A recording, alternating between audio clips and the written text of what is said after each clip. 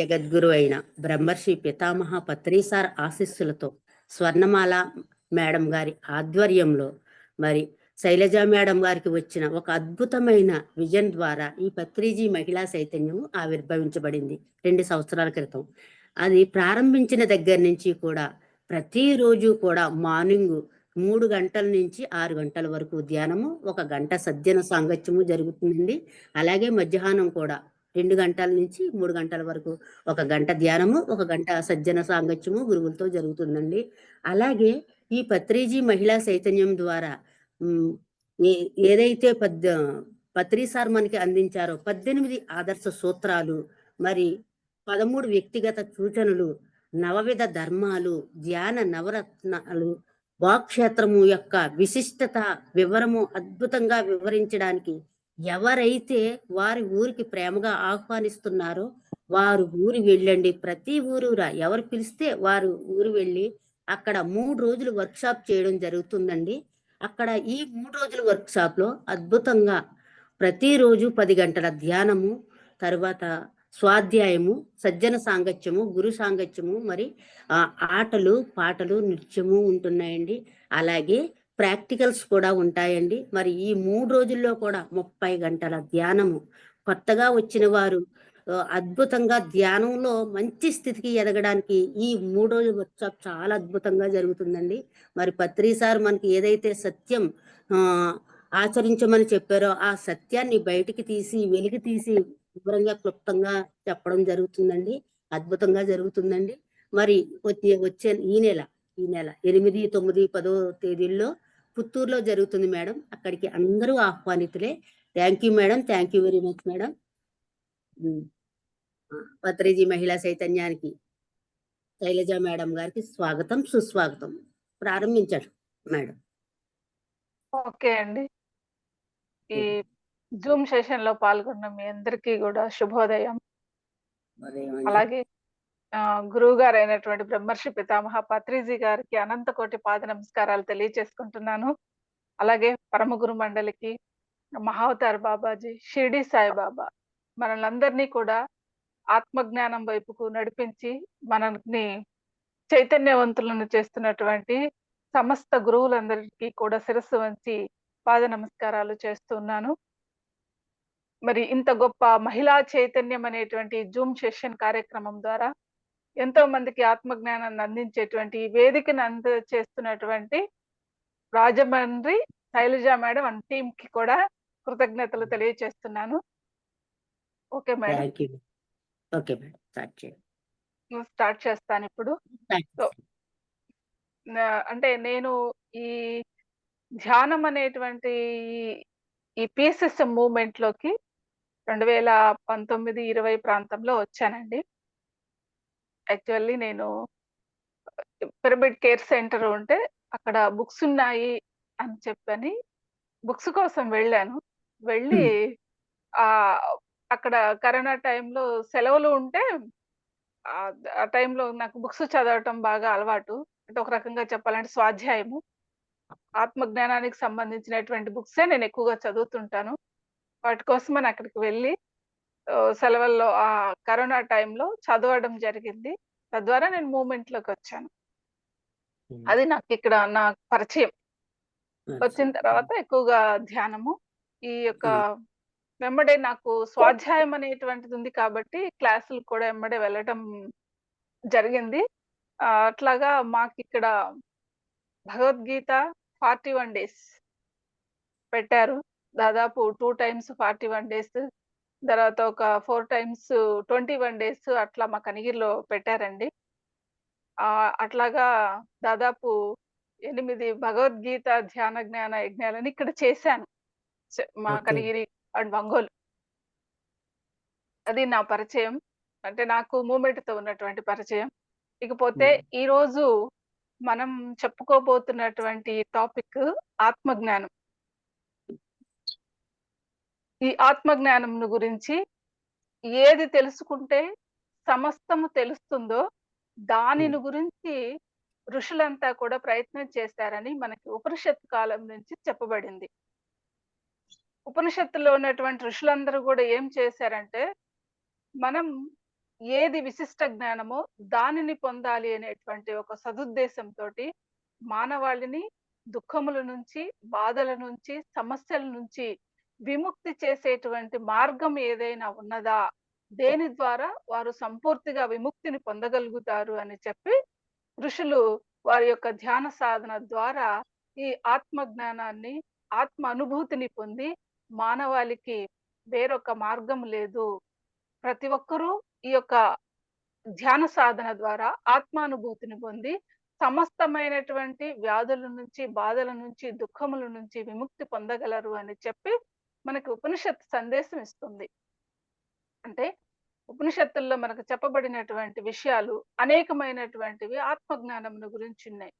వారు చెప్తారు, శృణ్వంతు విశ్వే అమృతస్య పుత్రాః ఆయే ధామాని దివ్యాని తస్థుః వేదాహమేతం పురుషం మహాంతం ఆదిత్యవర్ణం తమసః పరస్తాత్ విదిత్వాతి మృత్యుమేతి నాణ్యః పందా విద్యతేనాయ. అంటే ఏం చెప్తుంది ఈ శ్లోకం మనకంటే, శృణ్వంత విశ్వే అమృతస్య పుత్రాః, ఆలకించండి మీరంతా అమృత పుత్రులు. అంటే ఎవరికీ కూడా మరణం అనేది లేదు. ఉండేదంతా కూడా అమృతత్వమే, అమరత్వ సిద్ధి మాత్రమే అని చెప్పి మనకి ఉపనిషత్ శ్లోకం చెప్తూ ఉంది.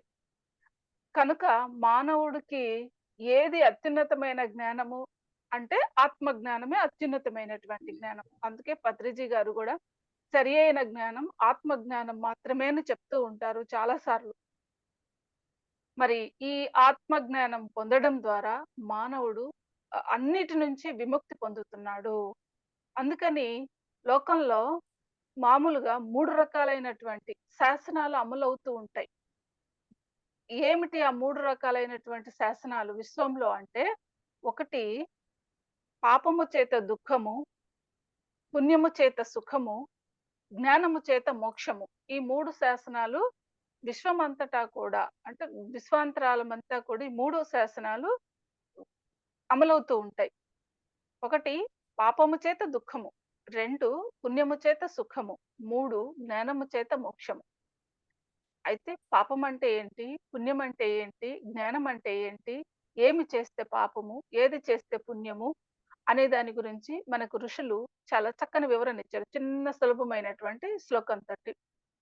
పరోపకారాయ పుణ్యాయ పాపాయ పరపీడనం అని చెప్పారు.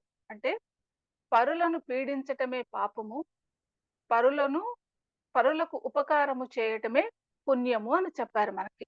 కనుక ఈ యొక్క మనము పరులకు ఉపకారము చేయడం ద్వారా పుణ్యాన్ని మూటకట్టుకుంటాము. తద్వారా ధ్యాన సాధన చేసి జ్ఞానం పొంది, ఆత్మ జ్ఞానాన్ని పొంది మోక్ష స్థితికి చేరుకుంటారు మానవుడు. కాబట్టి మనకి ఋషుల దగ్గర నుంచి, బ్రహ్మర్షుల దగ్గర నుంచి, యోగుల దగ్గర నుంచి చెప్తున్నటువంటి విషయం ఏంటంటే, శంకరాచార్యుల వారు భజగోవిందంలో చెప్తారు. కృతే గంగా సాగర గమనం వ్రత పరిపాలన మధవాదానం జ్ఞాన విహీన సర్వమతేన ముక్తిర్న భజతి జన్మశతేనా అంటారు. అంటే కృతే గంగా సాగర గమనం. మరి గంగా సాగరంలో కలిసే చోట మీరు స్నానాలు చేసినా కానీ, అలాగే మీరు ఎన్ని వ్రతాలు చేసినా గాని, ఎన్ని దానాలు చేసినా గాని, జ్ఞాన విహీన సర్వమతేన జ్ఞానము పొందనప్పుడు ముక్తిర్న భజతి జన్మశతేనా.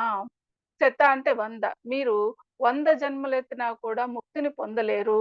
దేని ద్వారా ముక్తి లభిస్తుంది అంటే ఆత్మ జ్ఞానాన్ని పొందడం ద్వారానే మనకి ముక్తి లభిస్తుంది అని చెప్పి మనకి శంకరాచార్యుల వారు కూడా చెప్పి ఉన్నారు. కాబట్టి మరి మానవుణ్ణి కలుషితం చేస్తున్నటువంటిది ఏమిటి అంటే మనస్సు ద్వారా చేసేటువంటి ఈ ఆలోచనలు. కాబట్టి మనసును శూన్యం చేసుకోవటం ద్వారా పవిత్రమవుతుంది.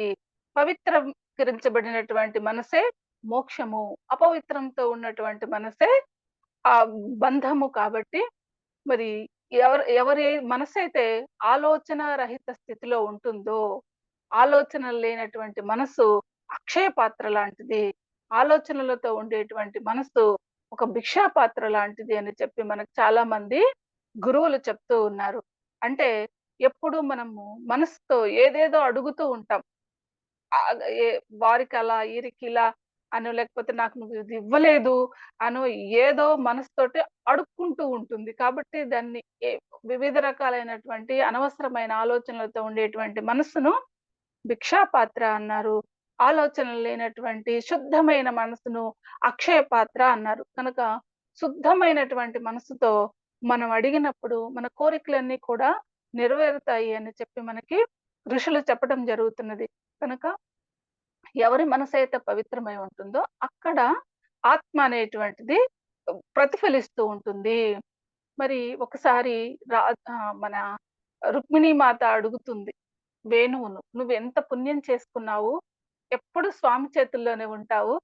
నీకు ఏ జన్మలో ఏ సుకృతం చేసుకున్నావు" అని చెప్పేసని ఈ వేణువును అడిగితే తను చెప్తుంది, "అమ్మా, నేను ఏ జన్మలో ఏం పుణ్యం చేసుకున్నానో, ఏం చేశానో నాకు తెలీదు కానీ, ఒక్కసారి నా లోపలికి చూడు" అననంటుంది. అంటే చూస్తారు. లోపల ఏముందంటే, "ఏమి లేదు. అంతా ఖాళీ, శూన్యము" అని చెప్తుంది. అంటే నేనెప్పుడు ఖాళీగా, శూన్యంగా ఉంటాను కాబట్టే నేనెప్పుడు స్వామి సన్నిధిలో ఉంటున్నాను అని చెప్పి ఆ వేణువు చెప్పిందట. అంటే ఎవరి మనసైతే ఆలోచన రహిత స్థితిలో ఉంటుందో వారు భగవంతుని చేతిలో పరికరాలవుతారు. పరమాత్మలే అవుతారని కూడా మనకి ఈ సంఘటన తెలియచేస్తూ ఉంది. కాబట్టి మరి మనసును శూన్యం చేసుకోవటం అనేటువంటిది అత్యుత్తమమైనటువంటి ఒక సాధన. మానవుడు చేయవలసినటువంటి ఒక గొప్ప ముఖ్యమైనటువంటి ఏది చేస్తే మనకి ఆహ్, స్వస్థత చేకూరుతుంది. ఏ విధంగా మనం ఉండాలి, ఏ విధంగా మనం జీవించాలి అనే దానికి మనకు ఋషులు చెప్తున్నటువంటి సందేశం. ఎప్పుడో కనుక్కున్నారు ఋషులు. ఈ మనసే అన్నిటికీ కారణమవుతున్నది కాబట్టి, ఈ మనస్సును సరియైన విధంగా పెట్టుకొని, మనస్సును ఇంద్రియముల నుంచి, ఈ యొక్క దీనిని ఇంద్రియాల నుంచి, ఆ తర్వాత వివిధ రకాలైనటువంటి ఆలోచనల నుంచి, బుద్ధి క్షేత్రం నుంచి, ఆత్మ క్షేత్రంలో మేల్కొల్పటమే అని చెప్పని మనకు ఋషులు తెలియచేస్తూ ఉన్నారు. మరి ఒక ఎవరు ఎవరికి పూర్తిగా దుఃఖముల నుంచి, అశాంతి నుంచి విముక్తి లభిస్తుంది అంటే ఆత్మజ్ఞానులకు మాత్రమే. ఒకసారి ఒక సాధువు గారు వెళుతూ ఉంటే నలుగురు అప్సరసలు కనిపించారట.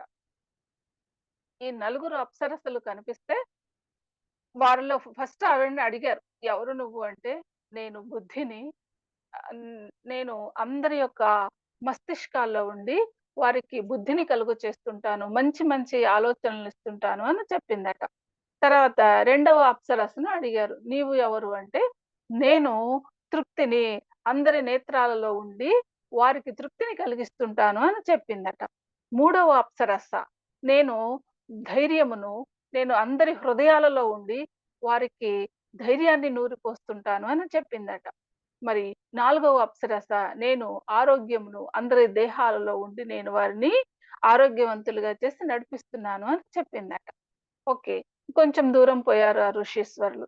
వెళ్ళిన తర్వాత అక్కడ ఇంక నలుగురు కనిపిచ్చారు. వాడు అందవికారంగా ఉన్నారు. అప్పుడు వాళ్ళని కూడా అడిగారీయన. "ఎవరు మీరు?" అని ఫస్ట్ ఆవిడనడిగితే, "నేను క్రోధమును.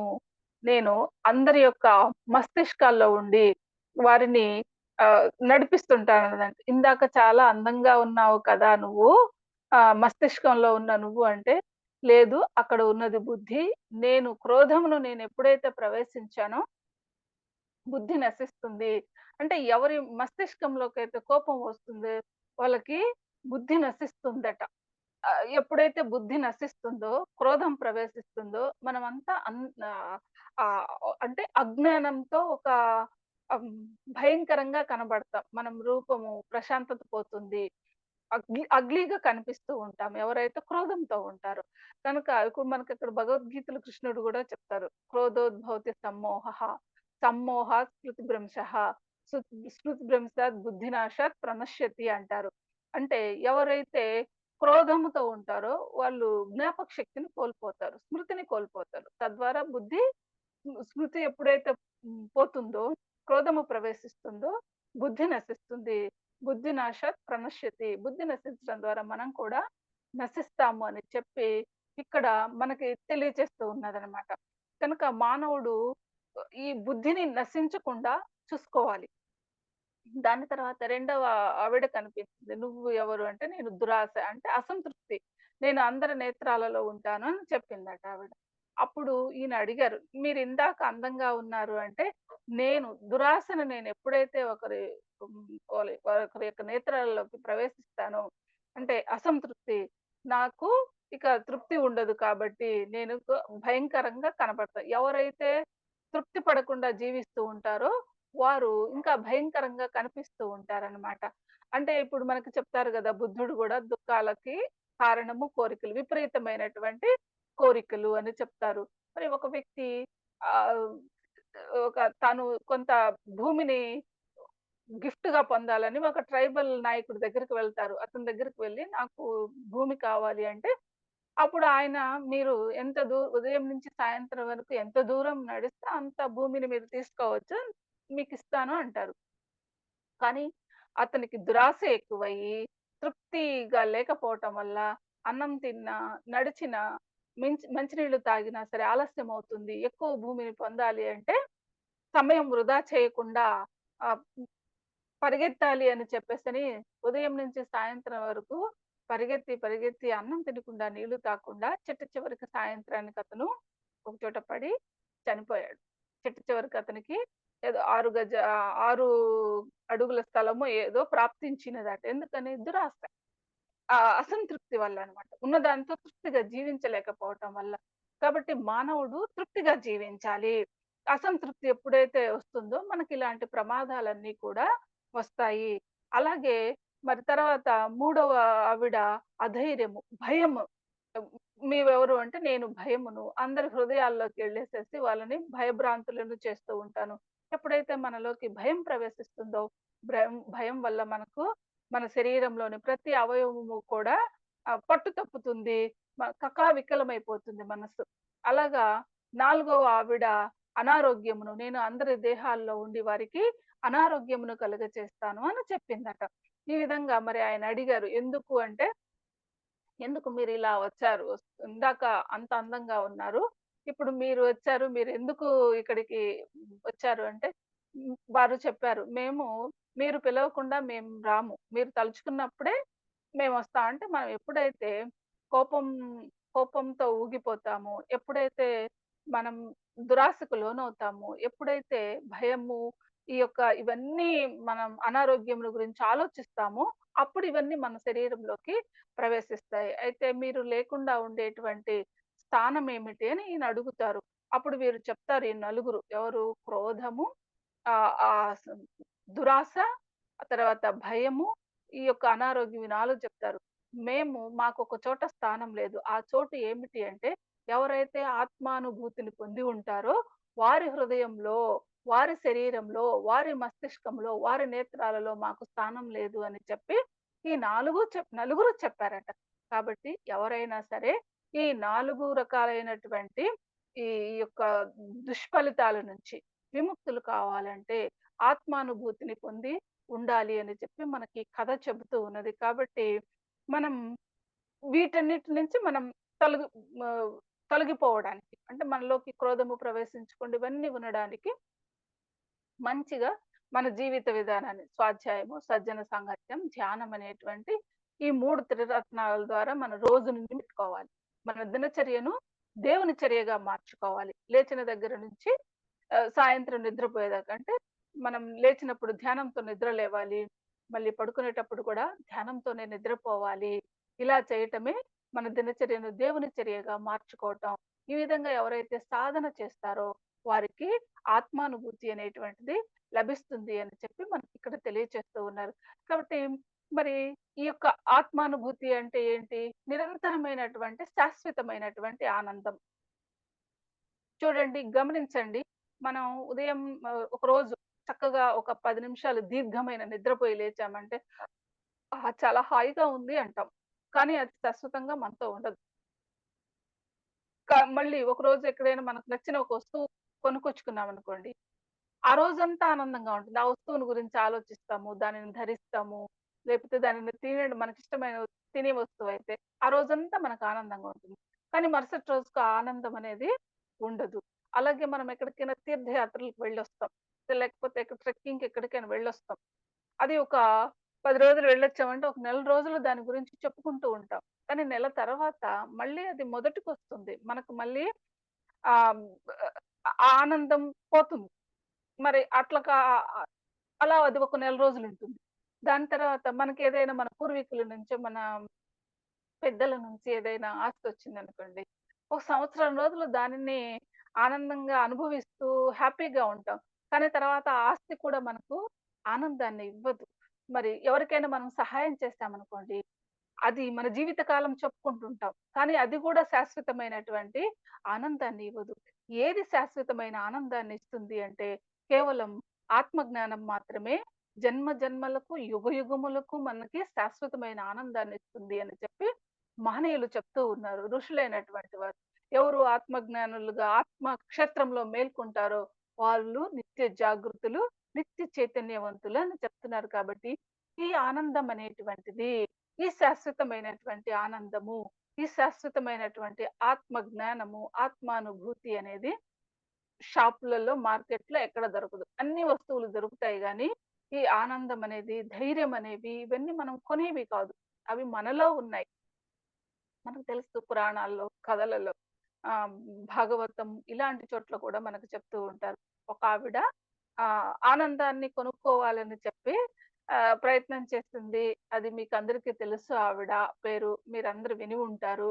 సత్యభామాదేవి. కృష్ణుడంటే సత్యము. కృష్ణుడంటే ఆత్మస్వరూపి. కృష్ణుడంటే జగద్గురువు. మరి అలాంటి జగద్గురువును, అలాంటి ఆత్మజ్ఞానాన్ని తను శాశ్వతంగా ఉంచుకోవాలనుకుంటుంది తనతో పాటు. ఆ శాశ్వత ఆనందాన్ని తనే పొందాలి అనేటువంటి ఉద్దేశంతోటి ఆయనను తన సొంతం చేసుకోవాలని నారద మహర్షిని సలహా అడిగితే, మరి నారద మహర్షి నీవు నీ నీవు వ్రతము చేసి నీ పతిని ఒక బ్రహ్మచారికి దానం చేస్తే, ఆ బ్రహ్మచారి దగ్గర నుంచి నువ్వు కొంటే ఇంక స్వామి నీకు శాశ్వతంగా దక్కుతాడు అని చెప్తారతను.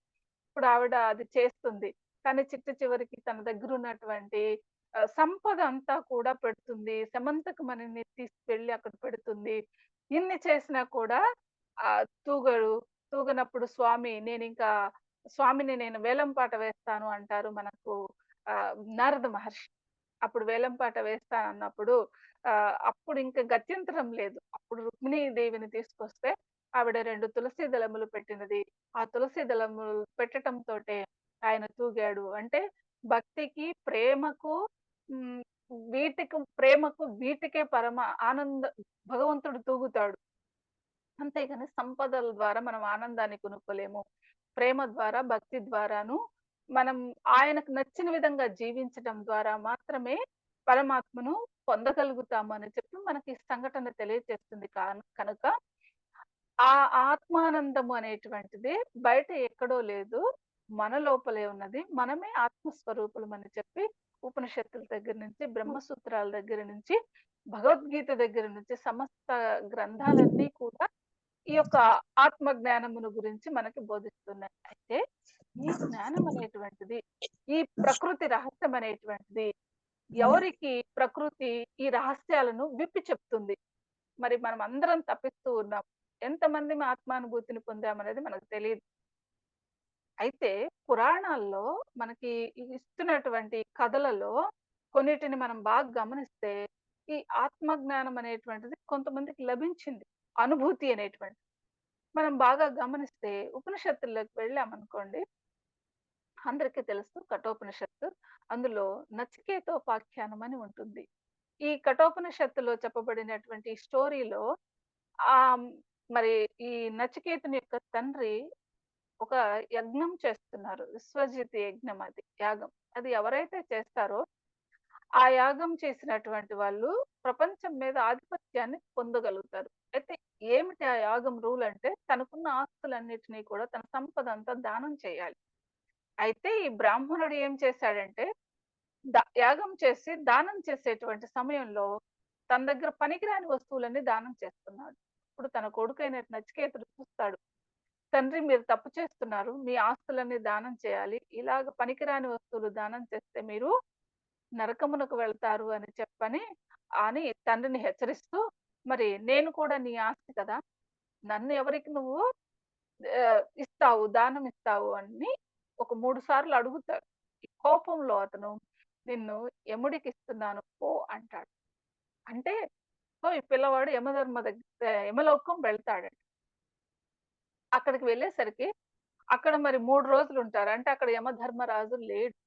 యమధర్మరాజు ఎక్కడికెళ్ళాడంటే అతను భూలోకానికొచ్చున్నాడు. భూలోకానికి ఎవరిని తీసుకెళ్ళటానికొచ్చారు అంటే సత్యవంతుడు. సతీ సావిత్రి భర్త అయిన సత్యవంతుడిని తీసుకువెళ్ళడానికి వస్తాడనమాట. అంటే ఇప్పుడిక్కడ ఆవిడ 3 రోజులు యమధర్మరాజు వెంట పడుతుంది. 3 రోజుల పాటు యమునిని వెళ్ళనివ్వదు యమలోకానికి. ఎందుకు అంటే నా పతి ప్రాణములు, నా పతి ఆత్మ ఏదైతే ఉందో అది నాకు కావాలి అని ఆవిడ వెంట పడుతుందనమాట. స్త్రీకి సౌభాగ్యము పతియే కాబట్టి. ఇప్పుడు ఆయన ఆత్మ ప్రాణశక్తి, ఆత్మశక్తి యముని దగ్గర ఉన్నది. అంటే ఇప్పుడు అది పొందేంత వరదాకా నేను వెళ్ళను అని చెప్పేసని అన్నప్పుడు యమధర్మరాజు కొన్ని ఆశలు చూపిస్తాడు. నీకు కావాలి అంటే నీకు వరాలు కోరుకో. నీకు రాజ్యభోగాలిస్తాము. మీకు కావాల్సినయన్నీ ఇస్తాను. అది నీ పతి ఆత్మ తప్పక. అంటే ఆ ప్రాణశక్తి తప్పక అని అంటారు. అంటే ఆవిడంటుంది, నాకు నా పతి ప్రాణాలే కావాలి. ఆయన దేహంతో నాకు పనేముంది. ఆ దేహం నశిస్తుంటుంది. మళ్ళీ కొత్త దేహాన్ని తీసుకుంటూ ఉంటారు. తుచ్చమైన దేహాన్ని గురించి నేను అడగటం లేదు. అది మేమిద్దరము ఒకటే. హ్మ్. ఒకే శక్తికి చెందినటువంటి ఆ ఆత్మను మాత్రమే నాకు కావాల్సింది అని చెప్పేసని ఆవిడ పట్టుబడుతుంది. అప్పుడు యమధర్మరాజు ఆవిడకిచ్చి ఆ ఆత్మ యొక్క తత్వాన్ని తెలియచేస్తారు. అప్పుడు భర్త యొక్క ప్రాణాలను, ఆత్మశక్తిని మళ్ళీ ఆ దేహంలోకి పంపించటం జరిగింది. 3 రోజులు వాగ్యుద్ధం తర్వాత. మరి అప్పుడు తిరిగి అప్పుడు 3 రోజులకి యమలోకం వెళ్తాడట. ఆ పిల్లవాడిని చూసి, "అయ్యో! మిమ్మల్ని 3 రోజులు మా ఇంటి దగ్గర వెయిట్ చేపించాను. మీరు కూడా 3 వరాలు కోరుకోండి" అంటారు. అంటే ఫస్ట్ వరంగా నేను తిరిగి వెళ్ళినప్పుడు మా నాన్నగారు నన్ను ఆదరించాలి అని మొదటి వరము. రెండో వరంగా ఆహ్, నాకు ఏ ఏవి చేస్తే ఏ ఏ యాగం చేస్తే అందరూ స్వర్గలోకానికి వెళ్తారు. దాని గురించి చెప్పమంటారు. ఓకే. అది కూడా ఇస్తానంటాడు. మూడో వరంగా మానవుడు చనిపోయిన తర్వాత ఎక్కడికి వెళ్తాడు? ఏంటి అని అడుగుతాడు. అప్పుడు యమధర్మరాజు చెప్తారు. అది తప్పక నువ్వేదైనా అడుగు నీకు చెప్తానంటాడు. ఈ పిల్లవాడు ఏమంటాడంటే నాకేమొద్దు నాకు ఆత్మజ్ఞానం కావాలి అని అడుగుతాడు. అప్పుడు యమధర్మరాజు చెప్తారు. నీకు భూమి మీద చక్రవర్తి లాంటి పదవిని ఇస్తాను. కావాల్సిన అప్సరసలను ఇస్తాను. సంపదలు, ఐశ్వర్యం నీకేది కావాలంటే అది ఇస్తాను. అది తప్పక మిగిలినయన్ని అడగమంటారు. అప్పుడు ఈ పిల్లవాడు మళ్ళీ చెప్తాడు. అవన్నీ మీరు వరములివ్వకపోయినా అవన్నీ పొందేటువంటి వాళ్ళు లోకంలో చాలా మందున్నారు. అవి కష్టపడితే వస్తాయి. కానీ ఆత్మజ్ఞానం అలా కాదు. నాకు కావాల్సింది ఆత్మజ్ఞానమే అని చెప్పేసని అడుగుతాడు.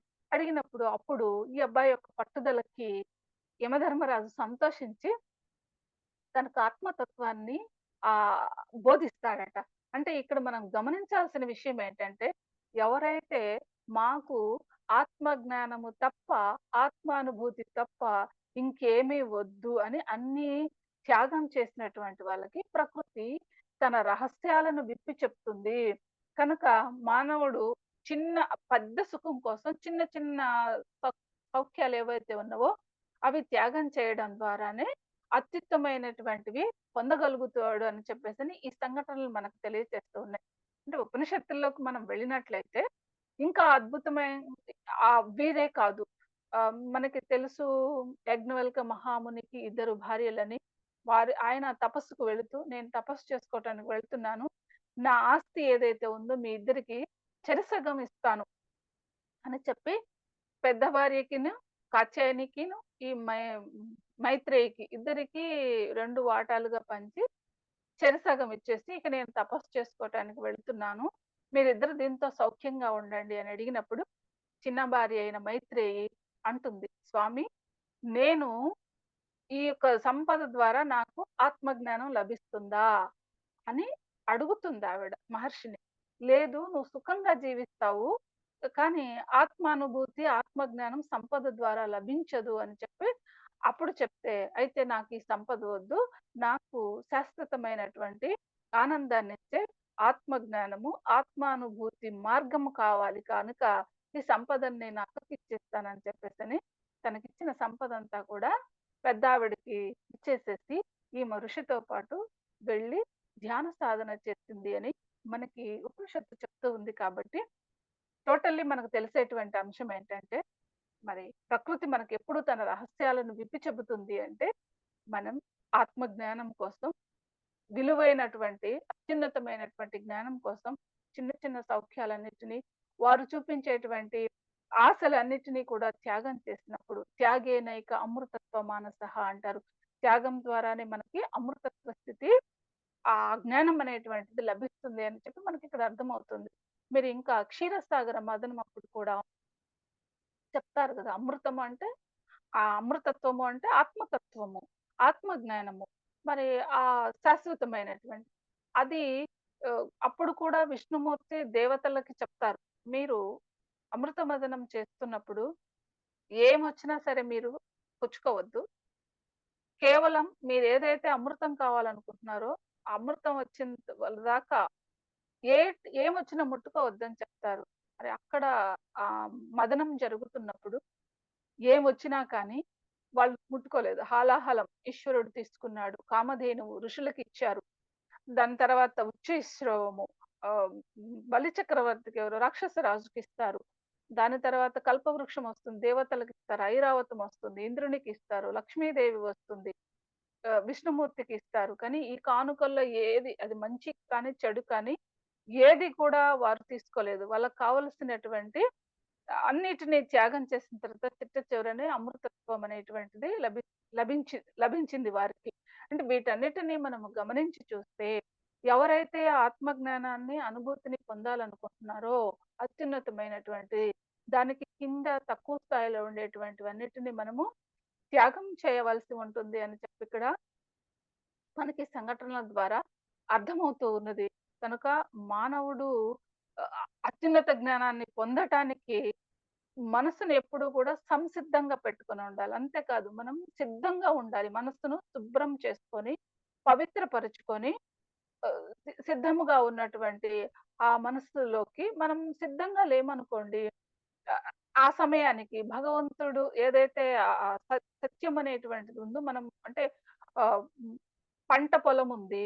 పంట పండించుకోవాలి. వర్షం రాబోయేటప్పటికే మనం ఆ పొలాన్ని రైతు ఏం చేస్తాడు? శుభ్రం చేసి నీట్‌గా పెట్టుకుంటాడు. అన్నీ చెత్త అంతా తీసేసేసి. అలా నీట్‌గా పెట్టుకున్నప్పుడు అది ఎప్పుడు పడుతుందో మనకు తెలీదు వర్షం. ఆ అనుగ్రహం అనేటువంటిది. వచ్చినప్పుడు శుభ్రం చేసి పెట్టుకున్నారు కాబట్టి చక్కగా పంట అనేది మొలకెత్తుతుంది. అలాగే మన మనస్సు పరమాత్మని యొక్క అనుగ్రహం, ఆత్మ యొక్క అనుగ్రహం అది ఎప్పుడు ఎలా మనకు లభిస్తుందో తెలీదు కాబట్టి, అది వచ్చేలోపు మనల్ని మనం సిద్ధపరుచుకొని ఉండాలి అని చెప్పి గూడా మనకిక్కడ అర్థమవుతూ ఉంది. కనుక ఎవరైతే ఈ జ్ఞానం కావాలనుకుంటున్నారో, వారు తమని తాము శుభ్రం చేసుకొని, పవిత్రపరుచుకొని, సిద్ధముగా ఉండాలి అని చెప్పి మనకిక్కడ తెలియచేస్తూ ఉన్నారు. మరి ఈ యొక్క ఆత్మతత్వము ఎలా ఉంటుంది? అంటే మనకి భగవద్గీతలో గూడా ఆయన సాంఖ్యయోగంలో 18 శ్లోకాల్లో ఈ ఆత్మ యొక్క లక్షణాలను గురించి చెప్తారు. మీరందరూ వినే ఉంటారు. నైనం ఛిందంతి శస్త్రాని, నైనం దహతి పావకః. అంటే ఈ ఆత్మ అనేటువంటిది అస్త్ర శస్త్రముల ద్వారా ఖండించబడదు. అలాగే ఈ ఆత్మను ఎండింపలేము, తడపలేము, ఏమి చేయలేము. ఇది దేని ద్వారా గూడా నశించినటువంటిది, అవినాశి, అవ్యయము అంటే వ్యయము కానటువంటిది ఈ ఆత్మ. ఈ సమస్త సృష్టి ఆత్మ నుంచి ఎంత వచ్చినా గాని అది తరిగిపోదు. ఈ సృష్టి మొత్తము పోయి అక్కడ పడినా కానీ మళ్ళీ తిరిగి పరమాత్మలో లయమైనా కానీ అది పెరగదు. తరగక, పెరగక ఉండేటువంటి ఒక అవ్యయమైనటువంటి స్థితిలో ఉండేటువంటిది ఆత్మ. అలాంటి జ్ఞానమును మానవుడు పొం ఆ ఏకత్వాన్ని పొందడం ద్వారా అప్పుడు పరిపూర్ణత్వ స్థితి అంటే ఏంటో కూడా మనకి అర్థమవుతూ ఉంటుంది కాబట్టి మరి శిష్యులందరూ కూడా గురువులను అడుగుతూ ఉన్నారు. ఏంటి దీని తత్వం? ఎలా మేము దీన్ని అర్థం చేసుకోవాలి? అని మనకి శిష్యులు అడుగుతారు. గురువు గారిని శిష్యులు అడుగుతారు. స్వామి ఈ గురుదేవ ఈ సోల్ ఏదైతే ఆత్మ అంతటా వ్యాపించి ఉంది అంటున్నారు కదా! నాకింకా అర్థమయ్యేటట్టుగా చెప్పండి అని అడుగుతారు. అడిగితే గురువుగారు అంటారు, "మీరొక గ్లాస్ తీసుకురండి. గ్లాస్‌లో కొంచెం ఉప్పు నీళ్లు నింపుకొని రమ్మన్నారు. సో, కొంచెం ఉప్పు కూడా తీసుకురమ్మన్నారు. ఆ ఉప్పు నీళ్ళల్లో వేశారు. వేయమన్నారు. వేశారు. కొంచెం తర్వాత ఉప్పంతా ఏమైంది కరిగిపోయింది. ఇప్పుడు గురువుగారు అడిగారు, "మరి నువ్విందాక ఉప్పు వేశావు గదా! ఉప్పు ఉందా నీళ్ళల్లో?" ఉంది అన్నాడు. ఎలా ఉంది ఉప్పు అంటే, కరిగిపోయి ఉంది. కరిగిపోయి ఏ విధంగా ఉంది అంటే, నీళ్ళల్లో వ్యాపించి ఉంది. కానీ అది కంటికి కనిపించటం లేదు అని చెప్పి శిష్యుడు చెప్పారు. గురువుగారు గూడా, "నాయనా ఆత్మ కూడా అంతటా వ్యాపించి ఉంది. అది ఈ కంటికి కనిపించదు. న చక్షుర్గచ్చతి, న వాగ్గచ్చతి." ఈ ఆత్మ ఏదైతే ఉందో, ఈ సాధారణ చక్షువులకు కనిపించదు. ఈ వాక్కు ద్వారా దానిని మనము వివరించలేము. కేవలం దానిని అనుభూతి మాత్రమే చెందగలము అని చెప్పి గురువుగారు చెప్పడం జరిగింది. ఆ సందర్భంలో. అంటే శిష్యుడు అడుగుతున్నారు, "ఏంటి దీని యొక్క తత్వము మాకేమీ అర్థం కావటం లేదని" ఇంకా విపులంగా చెప్పమన్నప్పుడు. కనుక మనకి అంతటా ఉన్నటువంటి ఆత్మను మనం ఆహ్, దాన్ని ఎలా పట్టి చూపించగలం? దాన్ని ఒక కింది స్థాయికి ఒక డబ్బాలో మూత పెట్టామంటే అది డబ్బాకి పరిమితమైపోతుంది. కానీ అది అంతటా వ్యాపించి ఉన్నది అని చెప్పినప్పుడు దాన్ని పరిమితుల్లోకి దించలేమనమాట. కనుక మానవుడు పొందవలసినటువంటిది అత్యున్నతమైన, శ్రేష్టమైన ఆత్మజ్ఞానము. మరి ఒక వ్యక్తి ఆత్మానుభూతిని పొందినాడు, ఆత్మజ్ఞానాన్ని పొందినాడు అనటానికి గుర్తు ఏమిటి? అంటే ఇప్పుడు ఒకసారి ఇప్పుడు ఏ జీవినైనా చంపుతూ ఉంటే, హింసిస్తూ ఉంటే, నన్ను హింసించినట్లుగా, నన్ను చంపుతున్నట్లుగా ఉంటుంది అని పత్రిజీ గారు ఒక స్టేట్‌మెంట్ ఇచ్చారు. అంటే ఒక జీవిని చంపుతున్నప్పుడు మన దేహంలో మనకు ఆ బాధ, ఆ పెయిన్ మనకు కనపడుతుంది. మనం అనుభవిస్తాం ఆ బాధని. అంటే పత్రిజీ గారు అలాగా ఎవరైనా జీవిని చంపుతూ ఉంటే, ఆయన ఆ బాధను తన శరీరంలో తనను చంపుతున్నట్టు అనుభూతి చెందారట. అట్లాంటి అనుభూతి మనకు కూడా వస్తుంది. అలాంటి అనుభవం. జీసస్ కూడా ఆయన తన శిష్యులతో నడిచి వెళ్తూ ఉంటే పేతురు అనేటువంటి ఒక అతని పేరు సరిగ్గా నాకు గుర్తులేదు. అతను చనిపోతాడు. అప్పుడు చెప్తారు, "నేనిప్పుడు పలానా వ్యక్తి తన దేహమును చాలించి నిద్రిస్తున్నాడు" అని చెప్పని ఆయన అంటారు. అంటే ఎక్కడో ఉన్న జీసస్‌కి ఆ అనుభూతి అనేటువంటిది దేహంలో తనకు ఆ అనుభవం జరుగుతుంది. అంటే మనకు మన దేహంలోనే ఆ స్థితి అర్థమవుతూ ఉంటుంది. లాహిర్ మహాశయులు భగవద్గీత చెప్తూ ఉన్నప్పుడు ఆయన పెద్దగా కేక వేశారట. ఏమైంది అని అడిగితే, ఒక పడవ మునిగిపోతుంది. పడవలో జనులందరూ కూడా మునిగిపోతున్నారు సముద్రంలో అని చెప్తే ఆ క్షణం చెప్పారట. మరుసటి రోజు న్యూస్ చూస్తే ఒక సముద్రం మధ్యలో పడవలో కొన్ని వందల మంది మునిగి చనిపోయారట. అంటే ఆత్మలన్నీ అక్కడ హాహాకారాలు చేస్తూ ఆ దేహములు ఆర్తనాదాలు చేస్తూ పడవ మునిగిపోతున్నటువంటి అనుభూతిని తన ఆత్మలో లాహిర్ మహాశయులు పొందుతారు. కాబట్టి మనం ఆత్మానుభూతిని పొంది ఉంటే మనకు కూడా అలాంటి అనుభవం అవుతుంది. మనం షిరిడి సాయిబాబా సచ్చరిత్రలో కూడా చదివితే ఆయన ఆయన చెప్తూ ఉంటారు.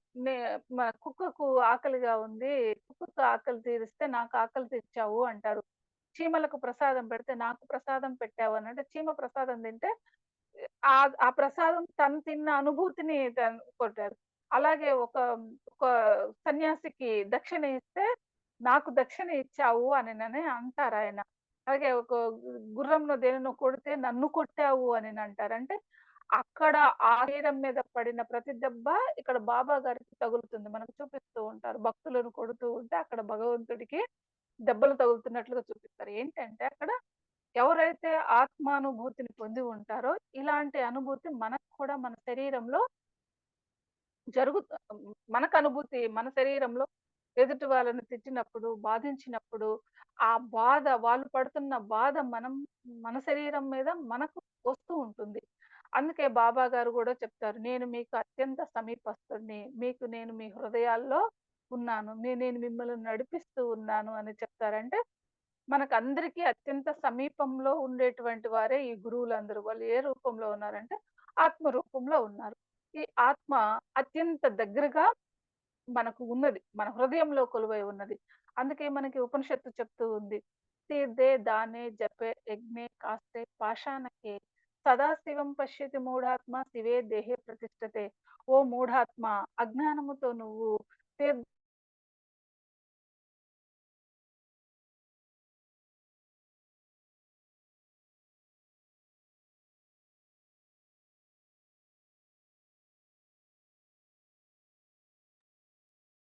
తక్కయింది మేడం గారు.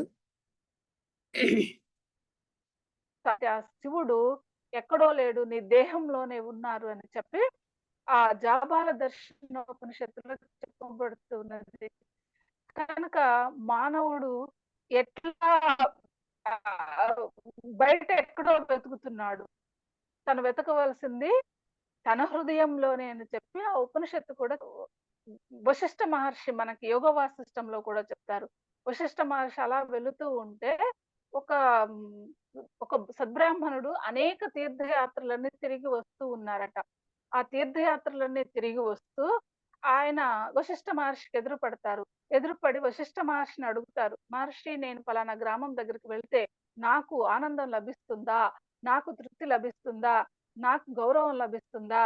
నేను నన్ను అక్కడుండేటువంటి వాళ్ళందరూ గౌరవిస్తారా? నాకు గుర్తింపు లభిస్తుందా?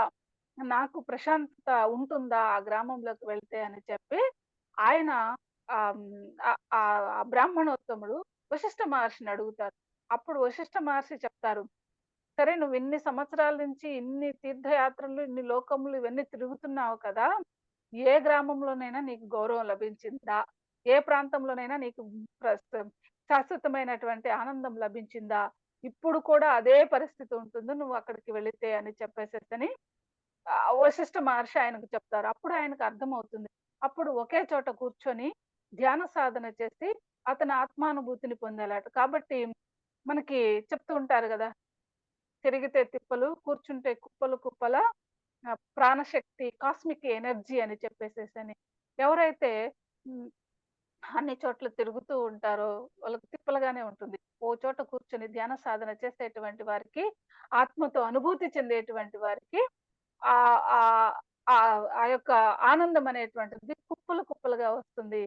కనుక మనకి ఉపనిషత్తులు కానివ్వండి, భగవద్గీత కానివ్వండి, బ్రహ్మసూత్రాలు కానివ్వండి అంతా ఆత్మతత్వమును గురించే అద్భుతంగా వివరిస్తూ ఉంటారు. రమణ మహర్షి దగ్గరికి ఒక ఆవిడ వెళ్లి అడుగుతుంది. స్వామి నాకు అనేక కష్టాలు ఉన్నాయి. నేను ఆత్మహత్య చేసుకోవాలనుకుంటున్నాను అంటే ఆయన అంటారు సరే ఓకే. అది సాధ్యపడితే ఇబ్బందేం లేదు. కానీ ఆత్మను చంపేటువంటి ఆయుధమే లేదు కదా! అని చెప్పేసని ఆయన చెప్తారట ఆవిడకి చమత్కారంగా. మనకు భగవద్గీత స్వయంగా చెప్తుంది. ఆత్మను చంపే ఆయుధం లేదు. ఆత్మను తడిపేటువంటి నీరు లేదు. ఇవన్నీ మనకు చెప్తూ ఉన్నటువంటి విషయాలు. కానీ మహర్షిని ఎప్పుడైతే ఆ మాట అడిగిందో ఆవిడ, అది సాధ్యపడదు కదా! అంటారాయన. అప్పుడు ఆవిడకి జ్ఞానోదయం అవుతుంది. నిజమే కదా! నేను శాశ్వతమైనటువంటి సత్యాన్ని కదా! అని ఆవిడకి అనుభవం అవుతుంది. ఈ అనుభవాలన్నీ ఎలా జరుగుతున్నాయి అంటే, మానవుడు సత్ సాంగత్యం ద్వారా, సజ్జనులతో సాంగత్యం చేయటం ద్వారా. ఇప్పుడు ఇక్కడంతా కూర్చొని మనం జూమ్‌లో పాల్గొంటున్నాం. ఎన్నో తెలియని విషయాలు అనేక మంది ద్వారా తెలుసుకుంటూ ఉన్నాం. ఈ సజ్జన సాంగత్యం ద్వారా కావచ్చు, స్వాధ్యాయం ద్వారా కావచ్చు, ధ్యానం ద్వారా కావచ్చు. మనం అనేక విషయాలైనటువంటివి గూడా తెలుసుకుంటున్నాం. మరి సజ్జనులతో ఎందుకు సాంగత్యం చేయాలి అంటే, అది ఉత్తములతో స్నేహము అత్తరు దుకాణానికి వెళ్ళడం లాంటిదట. అంటే మీరు అత్తరు దుకాణానికి వెళ్లి అక్కడ అత్తరు కొనకపోయినా గాని, ఆ సువాసన మనకు అంటుతుంది. ఆ వాసన మన ముక్కులకొస్తుంది.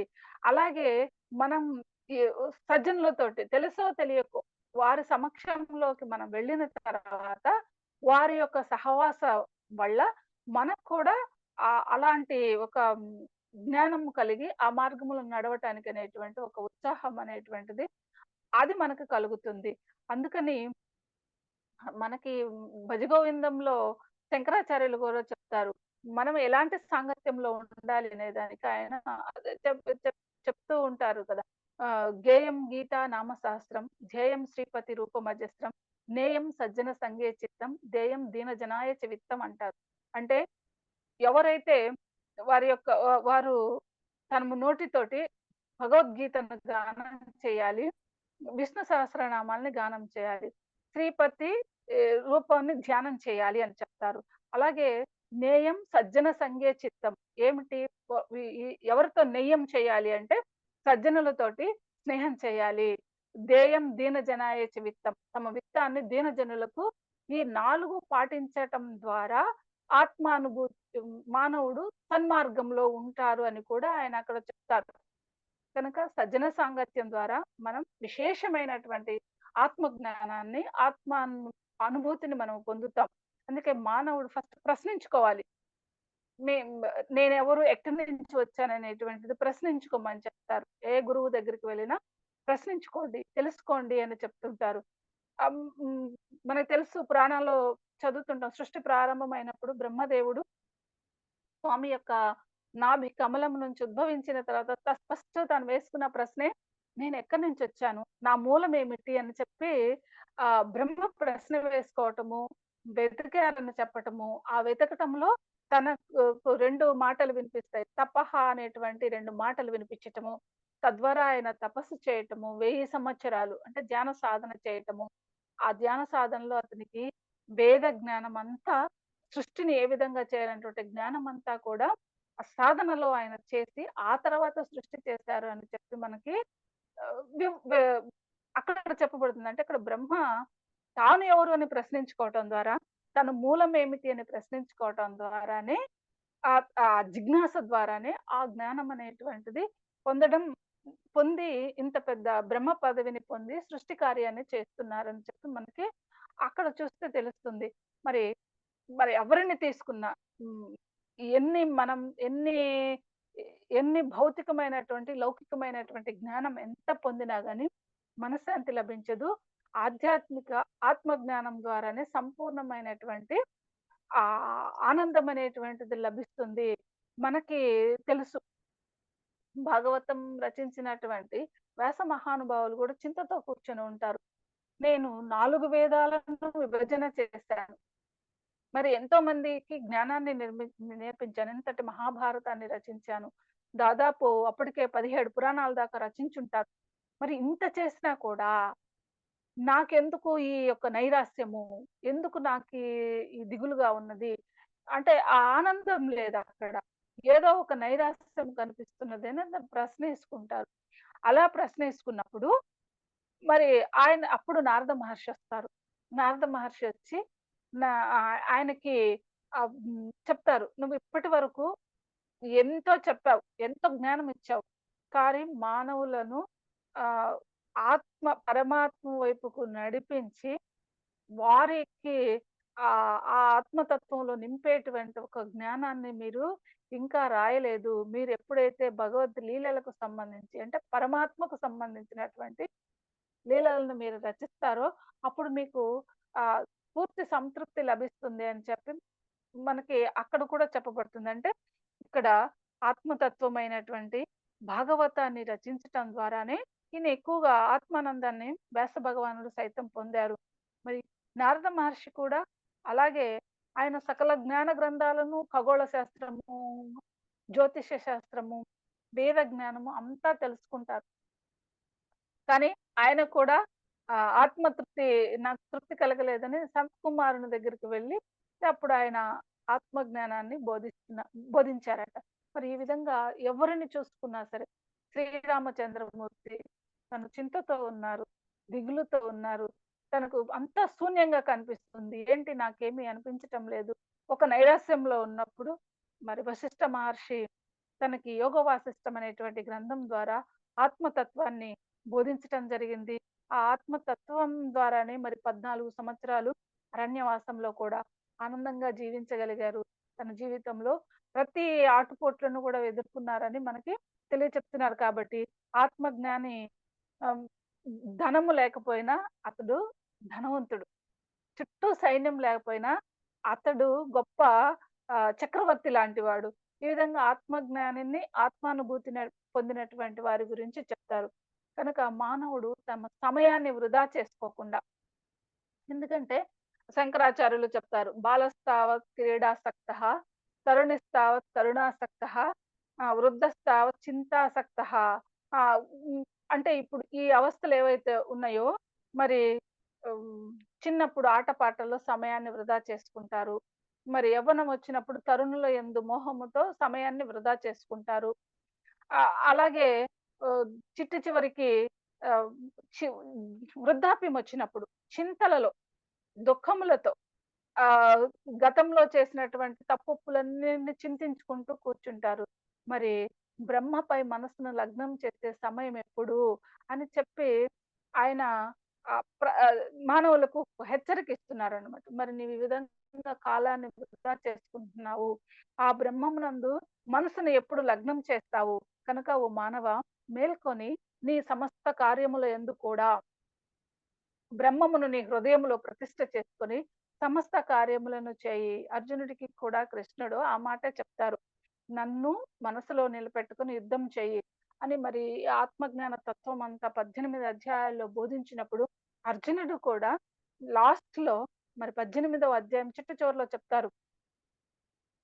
నాష్టో మోహో స్మృతిర్లబ్ధ త్వత్ప్రసాదాన్మయాచ్యుత స్థితోస్మి గత సందేహః కరిష్యే వచనం తవ అంటారు. అక్కడ చిట్ట చివర అంటే నష్టో మోహో స్మృతిర్లబ్ధ. ఓహ్! కృష్ణ నువ్వు చెప్పినటువంటి ఈ జ్ఞానం ద్వారా నా మోహం నశించింది. అంటే నాకు అజ్ఞానం పోయింది. నష్టో మోహో అంటే మోహము నశించినది. స్మృతిర్లబ్ధ జ్ఞాపకం వచ్చిందంట. ఏమిటి స్మృతి కలిగింది. ఏంది తాను ఆత్మస్వరూపమని, తాను కూడా పరమాత్మ నుంచి వచ్చినటువంటి వాడన, తాను పరమాత్మననేటువంటి స్మృతి ఆత్మస్వరూపానని తనకు మరణం లేదనేటువంటి ఆ యొక్క స్మృతి నాకు కలిగింది.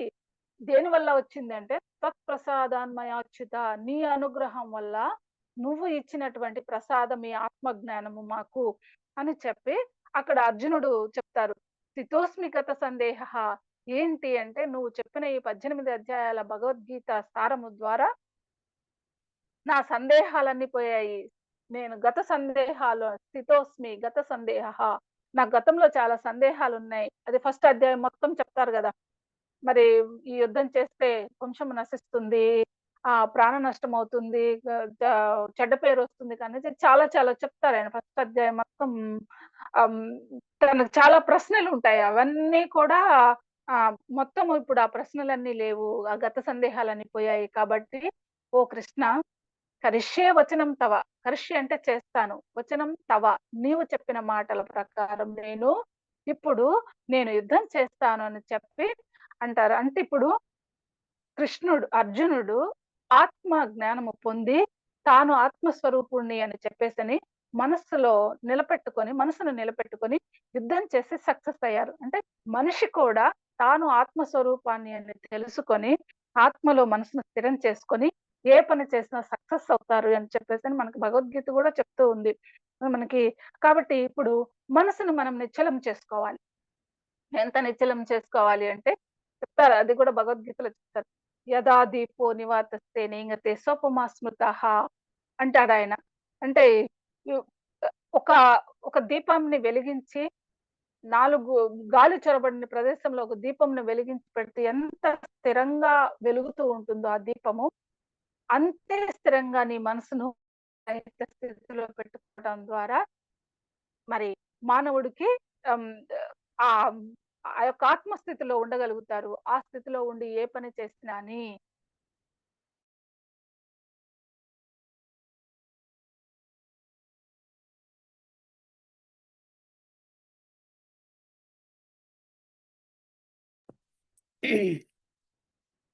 మేడం స్టక్ అయింది.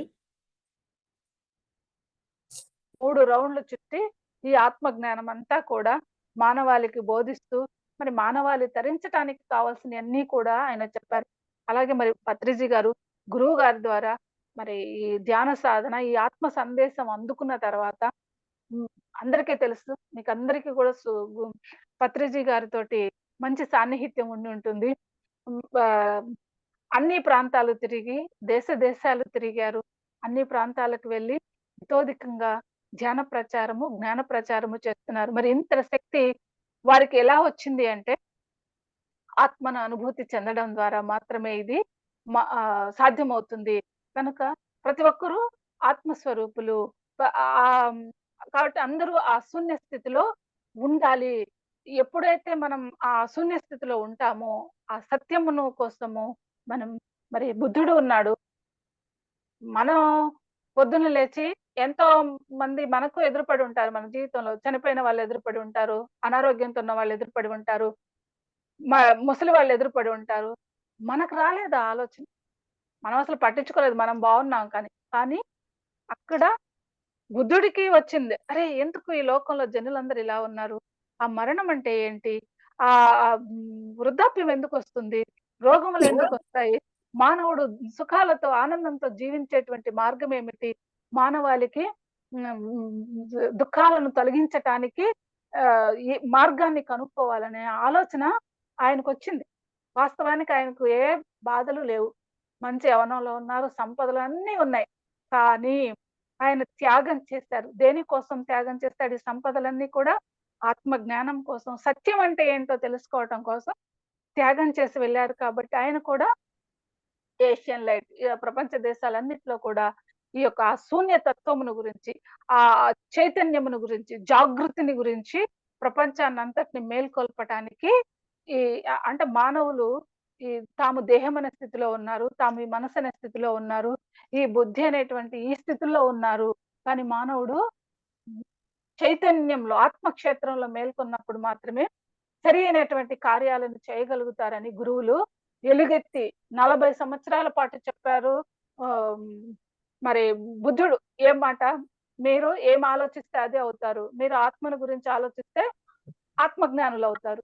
శూన్యమును గురించి శూన్య స్థితిలో ఉండగలుగుతారు. మీరు ఇంకొకటి ఆలోచిస్తే ఇంకొకటవుతారని ఆయన 40 సంవత్సరాలు ఇదే మాట చెప్పుకుంటూ వచ్చారు. మరి పత్రిజీ గారు గూడా అదే చెప్పారు. మీరంతా కూడా అసలు ఈ లోకంలో సరి అయిన జ్ఞానం అంటే ఆత్మజ్ఞానమేనని. మరి మానవుడు ఈ సరి అయిన జ్ఞానాన్ని పొంది ప్రతి పనిలో కూడా విజయాన్ని సాధించాలని కోరుకుంటున్నాను. మరి నాకు ఈ అవకాశం ఇచ్చినటువంటి మీ అందరికీ కూడా కృతజ్ఞతలు, ధన్యవాదాలు తెలుపుకుంటూ madam thank you. Thank you very much. Thank you madam.